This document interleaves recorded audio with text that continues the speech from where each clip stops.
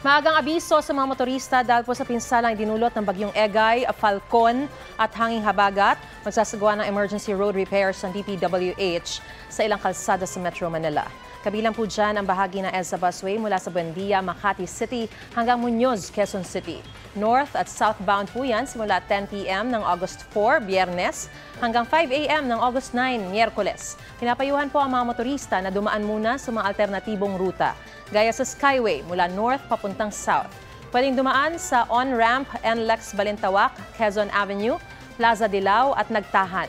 Kung off-ramp naman, maaari kayong dumaan sa Quezon Avenue, Nagtahan, Zobel, Buendia, Naiya 1, 2 at 3, Doña Soledad, Dr. Santos, Alabang Zapote at SLEX Elevated Extension. Kung south to north naman ng inyong biyahe, pwede pong dumaan on-ramp sa SLEX Elevated Extension, Alabang Zapote Road, Dr. Santos, Doña Soledad, Quirino, Nagtahan at Quezon Avenue. Kung off-ramp, ang alternatibong ruta ay sa Magallanes, Don Bosco, Amorsolo, Buendia, Quirino, Nagtahan, Quezon Avenue, Sergeant Rivera, A. Bonifacio, Balintawak at NLEX. Pwede rin pong dumaan sa Mabuhay Lanes ang mga pribadong sasakyan.